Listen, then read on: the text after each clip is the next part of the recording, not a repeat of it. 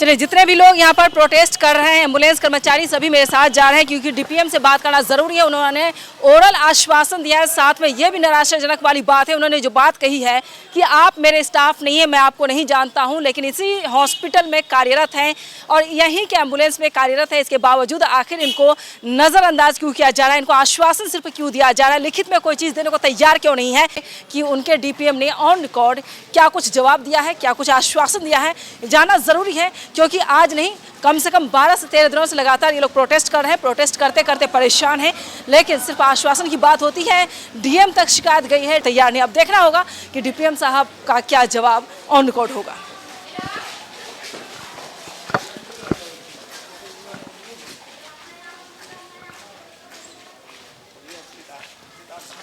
चलिए, आप लोग कितनी बार आए हैं यहाँ पर? कितनी बार? 1.5 घंटे पहले आए हैं। चलिए, 1.5 घंटे पहले आप लोग आए हैं, एक बार 5-6 बार आ गए। सो आश्वासन मिला है कुछ? नहीं, लिखित देने को तैयार नहीं है। चलिए,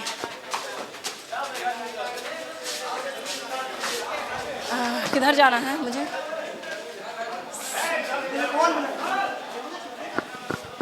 आप लोग बिल्कुल शांति बनाए रखेंगे, बिल्कुल शांति बनाए रखें आप लोग। सर हैं?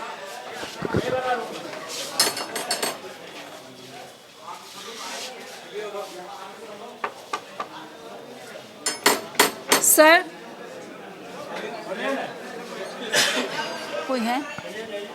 नमस्कार सर। सर हैं क्या? डीपीएम साहब आप हैं? ओके, बैठिए सर,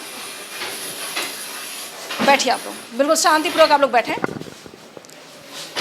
जो जिम्मेदार 2-4 व्यक्ति हैं वो ज़रा सामने आए, आप लोग जिन्होंने मुझे जवाब दिया है, सभी का होना ज़रूरी है। आइए, बिल्कुल आराम से, कोई शोरगुल नहीं करेंगे, यहाँ पर शांतिपूर्वक बात होगी। आश्वासन जो भी दिया जाएगा वो हम लोग ऑन रिकॉर्ड सुनेंगे आप लोगों से। बैठिए आप लोग। सर, सबसे पहले तो न्यूज़ विन पर मैं आपका स्वागत करूँगी। मैं पहली बार आपसे मिल रही हूँ। क्या नाम है सर आपका? संतोष कुमार। संतोष जी। संतोष जी, आप ये बताएं कि जो कर्मचारी लगातार प्रोटेस्ट कर रहे हैं, क्यों प्रोटेस्ट कर रहे हैं? तनख्वाह नहीं मिल पा रहा है या कोई और भी वजह हो सकती है, क्या बात है?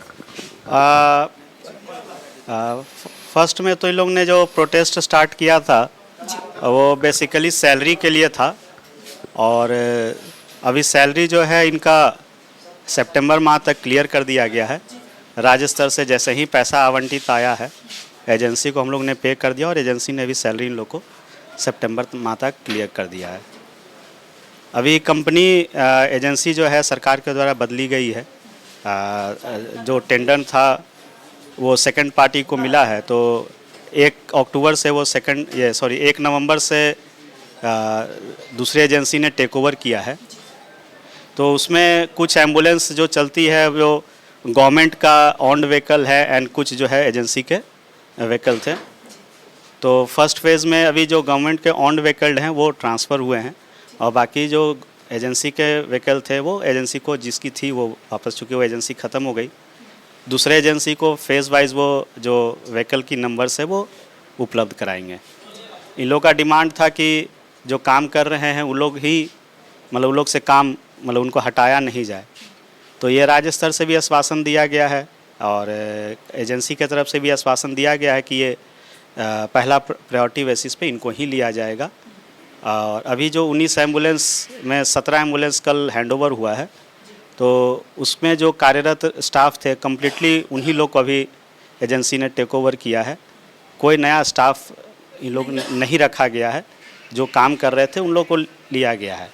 और जैसे जैसे एजेंसी का कहना है कि जैसे जैसे वो लोग एम्बुलेंस नया देंगे अपने तरफ से, जो सरकार के तरफ से उनको देना है जो एग्रीमेंट है, तो फिर उसके हिसाब से फिर वो स्टाफ जब हायरिंग की रिक्वायरमेंट होगी, जब एम्बुलेंस आएंगे तो जो बच गए स्टाफ है उनको उसमें समायोजन किया जाएगा। तो अभी इन लोगों का मानना है कि हम लोग पुराने हैं, हम लोगों का एम्बुलेंस लगातार यहाँ पे चल रही है, तो सबसे पहले प्रायोरिटी इनकी होनी चाहिए क्योंकि ये 15 साल से, 10 साल से, 14 साल से, 5 साल से जो भी कंटिन्यू काम कर रहे हैं। तो इनको ये डर क्यों है कि नौकरी से निकाल दिया जाएगा, बेरोज़गार बना दिया जाएगा? आप ऐसा आश्वासन दें कि ताकि इनको लगे कि नहीं, इनको कंटिन्यू किया जाएगा। आश्वासन तो लगातार दे रहे हैं और अभी तक एजेंसी ने एक भी स्टाफ बाहर का अपने तरफ से नया स्टाफ नहीं लाया है। और पॉजिटिव पॉइंट है ये। ये पॉजिटिव है कि अभी तक जितने भी, मैंने कहा कि 17 एम्बुलेंस उन्होंने टेक ओवर किया और जितने भी पूर्व से जो 15 साल 10 साल 8 साल से जब से भी कार्यरत हैं उनको कंप्लीट उन्हीं स्टाफ को एजेंसी ने लिया है, कोई एक नया स्टाफ अभी तक नहीं लाया है।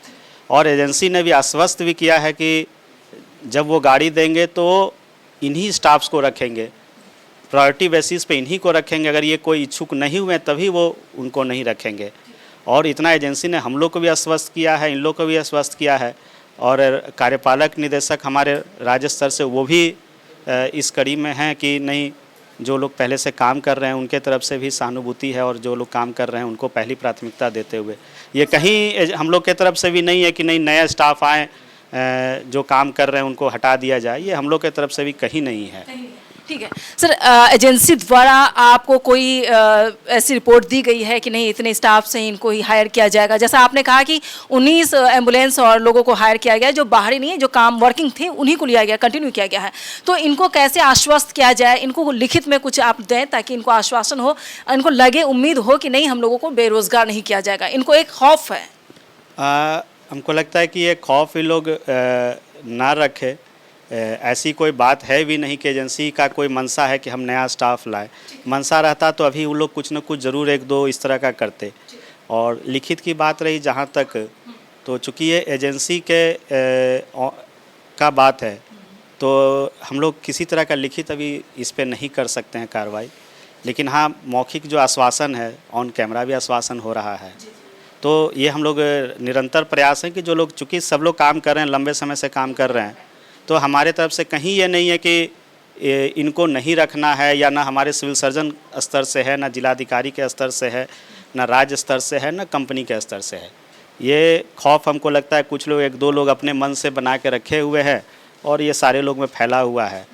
तो हमको लगता है, मैंने तो लगातार इन लोग से कहा है कि जब 19 जो सरकारी ऑन एम्बुलेंस थे, जब उनके स्टाफ को 100% उन लोग ने समायोजन कर लिया, तो कम से कम ये तो एक पहला इंडिकेशन है।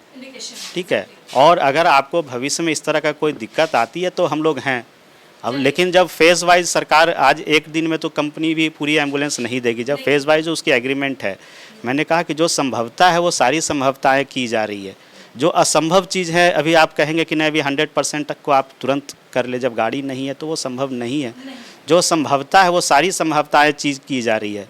और आश्वासन जितना लगातार, जो इनके अध्यक्ष हैं, इनके अध्यक्ष से भी मैंने लगातार वार्ता किया, इनके जो स्टेट के प्रदेश अध्यक्ष है वो भी राज्य स्तर से वार्ता कर रहे हैं।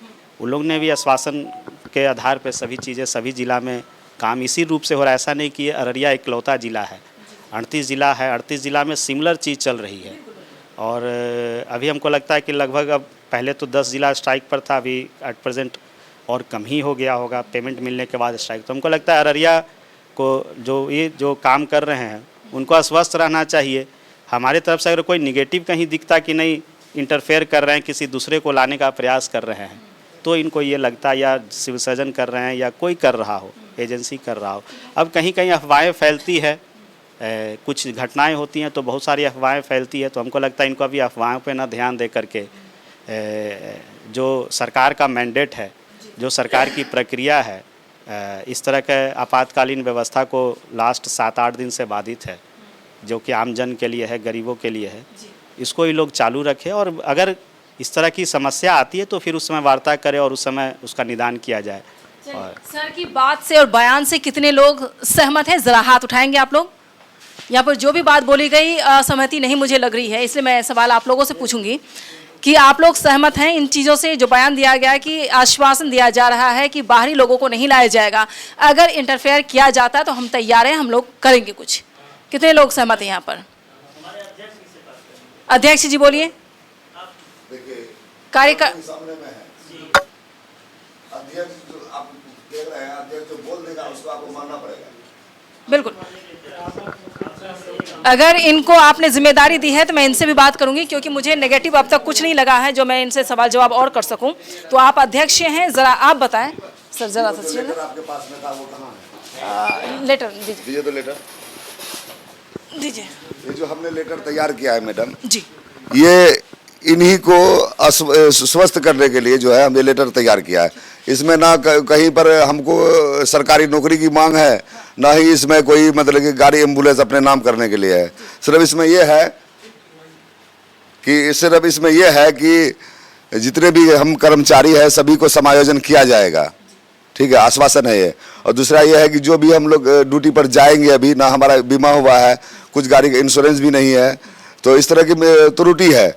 अगर कोई दुर्घटना घट जाती है, इसका जिम्मेदार जो है, जो गाड़ी ऑन रोड करवा रहे हैं कंपनी, तो उसकी जिम्मेदारी पर ना ये मतलब कि हम जाएंगे काम करने के लिए। इस सवाल का जवाब मैं आपसे लूंगी सर, दीजिए इसका भी जवाब दीजिए। अगर एम्बुलेंस में किसी तरह की प्रॉब्लम आ जाती है तो ये लोग किस तरह से फेस करेंगे?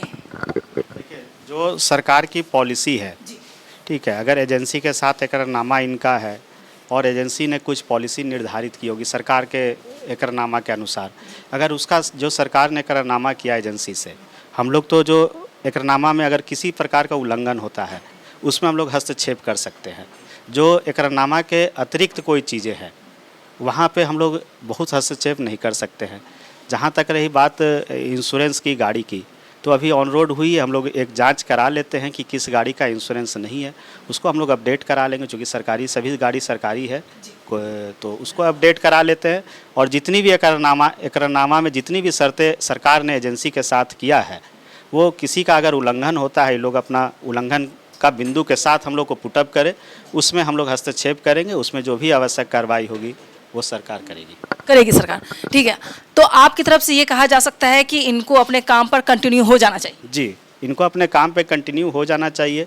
सैलरी की बात थी, सैलरी भी सरकार ने जो इनके ही हित के लिए सरकार ने कुछ सोच करके थोड़ा समय के लिए होल्ड किया हुआ था कि एजेंसी बदल रही है, इनका कोई पैसा एजेंसी ना लेके चला जाए, इनके हित के लिए ही सरकार ने कुछ व्यवस्थाएं की थी। और अभी भी हम लोग 1 माह का सैलरी मतलब एजेंसी को पेमेंट नहीं किए हैं। अब आश्वस्त हो गए हैं कि इनको पेमेंट मिल गया है, सरकार फिर अलॉट करेगी तो उस माह का हम लोग भुगतान एजेंसी को करेंगे, जिससे कि इनको आगे 1 माह का जो बचा हुआ तनख्वाह है वो भी इनको मिल जाए। चलिए, बहुत शुक्रिया सर, आपने पूरी जानकारी दी और मुझे लगा कि आपसे जानना ज़रूरी है कि क्योंकि दोनों तरफ की बातें होनी चाहिए। काम करने पर अगर आप लोग कंटिन्यू करना चाहते हैं तो फिर अगर किसी तरह से हस्तक्षेप करने की ज़रूरत पड़ेगी तो सर आपके सामने हैं, आप जिम्मेदार खुद हैं और जिम्मेदारी निभाएंगे। लेकिन क्या आप लोग, मैं एक सवाल आखिरी करूंगी आप लोगों से, क्या आप लोग अभी भी स्ट्राइक कंटिन्यू रखना चाहते हैं या नहीं रखना चाहते हैं? हम लोग रखना नहीं चाहते हैं। चलिए इधर बात बोलिए। हम लोग स्ट्राइक करना नहीं और रखना नहीं चाहते हैं, क्योंकि हम जो है लेटर ऑलरेडी तैयार किए हुए हैं कि हड़ताल वापस लेंगे। सिर्फ जो है जो हमारा जो है सिर्फ ये इसमें कुछ नहीं है, सिर्फ इतना ये करना है कि हमारे डीपीएम साहब इसमें सहमत होते हैं तो वो जो नई एजेंसी के जो वर्कर है इसमें जो है वो साइन कर देंगे और प्रोटेस्ट अभी टूट जाएगा, सब अपना अपना काम पर चले जाएगा। साइन सर क्या पॉसिबिलिटी है साइन की? इसमें कोई देखिए, चूँकि ये इनका जो डिमांड है कि बिना शर्त नई कंपनी में समायोजन करेंगे, तो ये हम लोग कहीं लिखित नहीं कर सकते। एज ए सरकारी व्यक्ति हम लोग लिखित नहीं कर सकते हैं, आश्वस्त कर सकते हैं और कोई तरह की इनके साथ चीज़ होती है तो उसमें हस्तक्षेप कर सकते हैं। लेकिन ये जो लिखित कौन कर सकते, किसकी जिम्मेदारी बनती है? लिखित हमको लगता है राज्य स्तर पे इनका जो प्रदेश अध्यक्ष है, चूँकि एक जिला का मामला नहीं है, ये पूरे राज्य की मामला है, तो एक जिला से सिर्फ इस तरह की चीज़ें लिखित जाए तो वो कहीं भी और ना हो सकती है।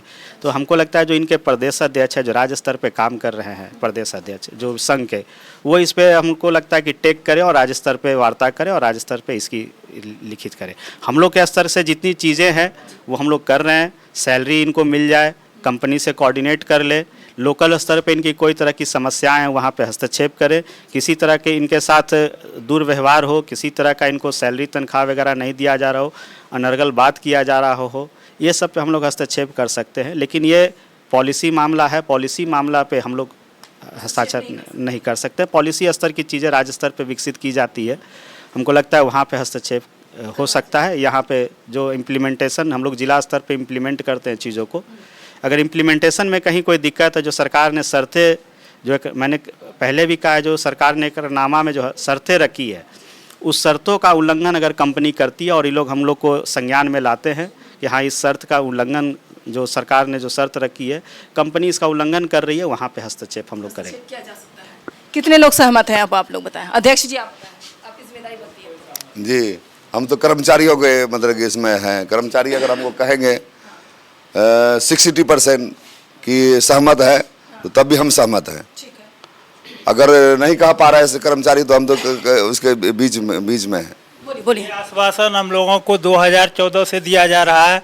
3.5 साल हम लोगों ने DHS में जिला स्वास्थ्य समिति में काम किए। हम लोगों का जो है PF, EPF, ESI कुछ नहीं दिए DHS। उसके बाद ये हम लोगों को PDPL के हाथ भेज दिए। हम लोगों के साथ हमेशा यही व्यवहार होता हुआ आ रहा है।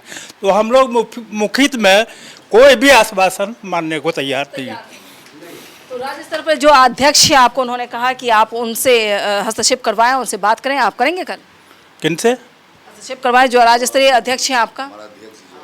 हाँ, उनसे बात करेंगे। वो जो ऐसा जवाब सर का मिला है, ऑन रिकॉर्ड है, मैं ऑन रिकॉर्ड अपलोड होगी खबर तो आप सब लोग देखेंगे और कोशिश करेंगे कि जो जवाब सर की तरफ से दिया जा रहा है, जो आश्वासन दिया जा रहा है, उस पर आप लोग मंथन करें, चिंतन करें, सोचें कि कंटिन्यू करना चाहिए या नहीं। जिला स्वास्थ्य समिति से हम लोगों को 2012 से आश्वासन दिया जा रहा है, लेकिन फिर भी आश्वासन के बावजूद हम लोगों को बेचा जा रहा है दूसरे कंपनी के हाथ। और ये कहते हैं कि आप हमारे स्टाफ नहीं हैं।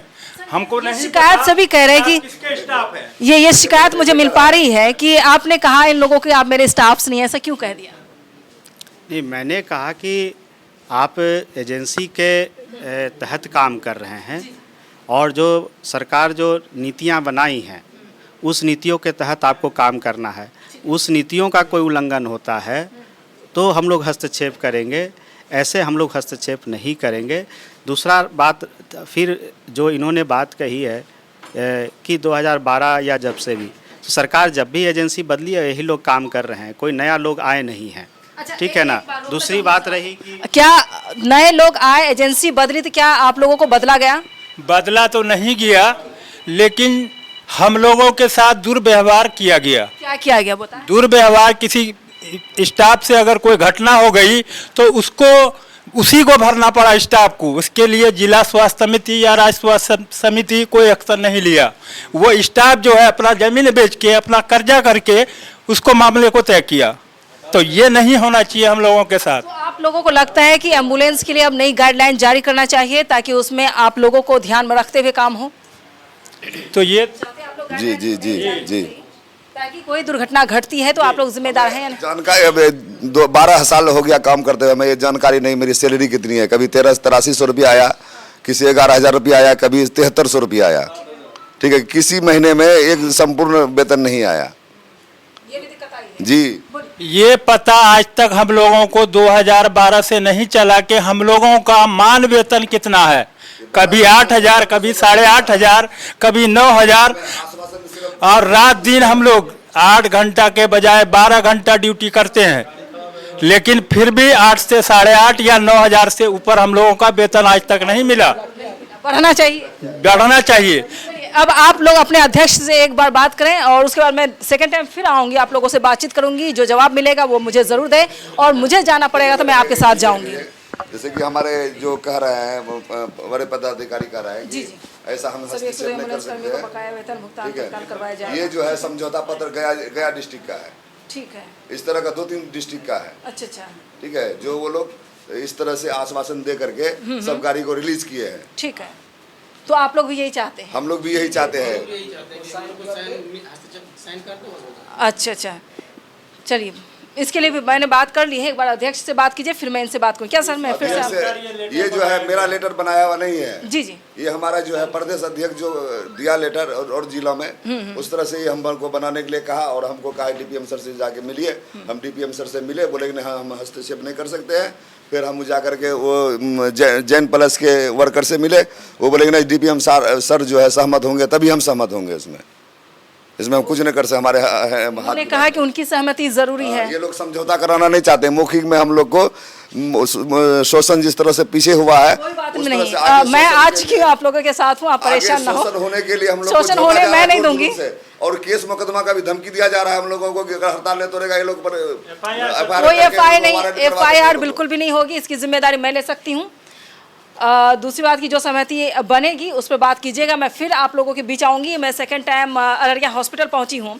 सर, पहली मुलाकात है आपसे, बहुत शुक्रिया ये जानने के लिए और काफ़ी गंभीरता के साथ आपने विषय को लिया है, इसके लिए भी धन्यवाद आपका।